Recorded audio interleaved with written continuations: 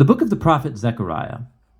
The book is set after the return of the exiles from Babylon to Jerusalem, and we're told in the book of Ezra that Zechariah and Haggai together challenged and motivated the people to rebuild the temple and look for the fulfillment of God's promises. Now, long ago, Jeremiah the prophet had said that Israel's exile would last for 70 years, and that afterwards God would restore his presence to a new temple and bring his kingdom and the rule of the Messiah over all nations. The dates at the beginning of this book tell us that those 70 years are almost up. But life back in the land was hard, and it seemed like none of these promises were going to come true. Why? And the book of Zechariah offers an explanation.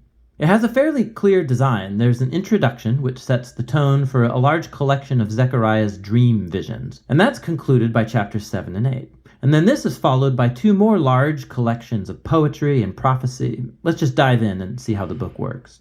It begins with Zechariah's challenge to his generation to turn back to God and not be like their ancestors who rebelled and refused to listen to the earlier prophets, which landed them in exile. And so now the returned exiles respond positively to Zechariah. They repent and humble themselves before God, or so it seems. The next large section is a collection of 8 nighttime visions that Zechariah experienced. And just to prepare you, these are full of very bizarre, strange images, a lot like your dreams. The idea that God communicates to people through symbolic dreams, it's very old. It goes back to the book of Genesis. The dreams of Jacob or Joseph or Pharaoh, these gave meaning to current events at the time, but they also gave a window into the future. And so Zechariah has his own dreams now, and they've been arranged in this really cool symmetrical design. The first and the last visions are about 4 horsemen each. They're like rangers patrolling the world on God's behalf, and it's a representation of God's attentive watch over the nations. Their report is that the world is at peace. And in Zechariah's day, this refers to how God raised up Persia to conquer Babylon and bring peace. And so the question now arises, the 70 years of Israel's exile are almost up. Is now the time for the Messianic kingdom in Jerusalem?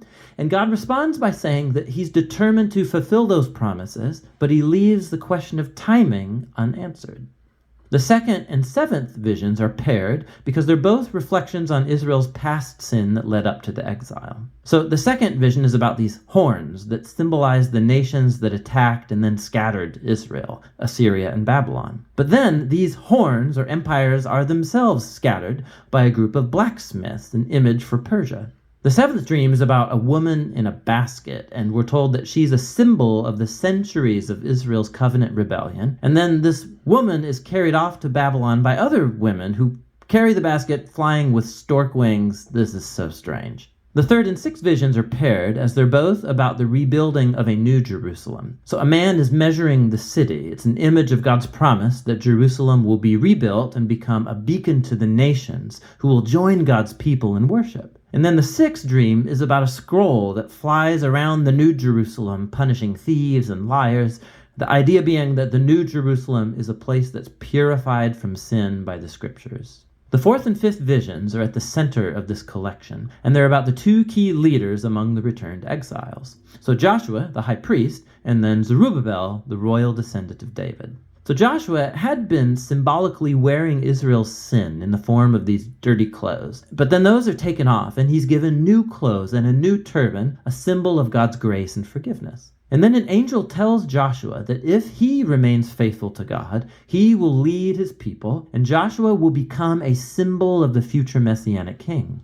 The other vision is about 2 olive trees that supply oil to this elaborate gold lamp, which itself is a symbol of God's watchful eye over his people. And these 2 trees symbolize the 2 anointed leaders, Joshua and then Zerubbabel, who's leading the temple rebuilding efforts. And God says that success will not come to this new temple if it's the result only of political maneuvering. Rather, these 2 leaders must be dependent upon the work of God's Spirit.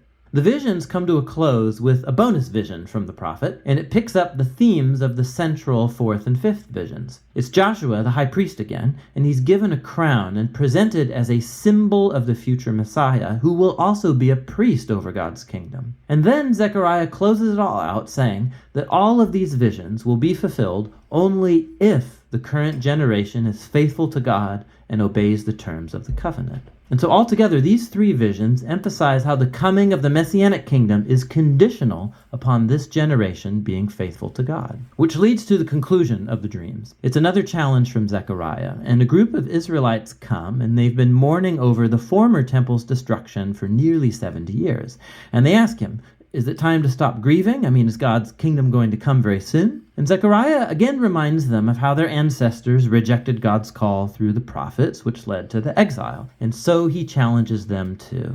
He says, this generation will see the Messianic kingdom only if they pursue justice and peace and remain faithful to the covenant. So in other words, Zechariah reverses their question. He asks, are you going to become the kind of people who are ready to receive and participate in God's coming kingdom? And that question is left just hanging there. The people don't answer, and the book just moves on. And so we come to the final sections that are very different from chapters 1 to 8. Each section is a kaleidoscopic collage of poems and images about the future Messianic kingdom. So the first one, chapters 9 to 11, describe the coming of the humble Messianic king who's riding a donkey into the New Jerusalem to establish God's kingdom over the nations. But then, all of a sudden, this king, he's symbolized as a shepherd over the flock of Israel, and then he's rejected. First by his own people, but then also by their leaders, who are also symbolized as shepherds. And so God hands Israel over to these corrupt shepherds. And it raises the question, will Israel's rejection of their king last forever? In the final section, chapters 12 to 14, say no. It's another mosaic of poems and images about the future Messianic kingdom. And they depict the New Jerusalem as a place where God's justice will finally confront and defeat evil among the nations. It's very similar to the same themes in Prophet Joel or Ezekiel. But then God also will confront the rebellion within the hearts of his own people. He's going to pour out his spirit on them, he says, so that they can repent and grieve over the fact that they have rebelled and rejected their Messianic shepherd.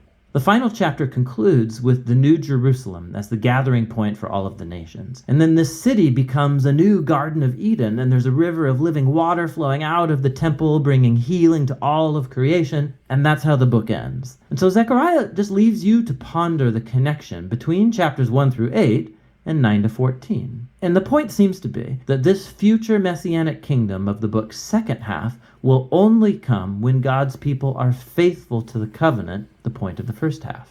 Reading the book of Zechariah is a wild ride. These visions and poems are full of startling imagery, and they do not follow a linear flow of thought. And that's part of the point. It's like history and our lives. It doesn't always fit into neat, orderly patterns. But the prophets offer us glimpses of God's hand at work, guiding history towards his own purposes. And so ultimately, Zechariah invites us to look above the chaos and hope for the coming of God's kingdom, which should motivate faithfulness in the present. And that's what the book of Zechariah is all about.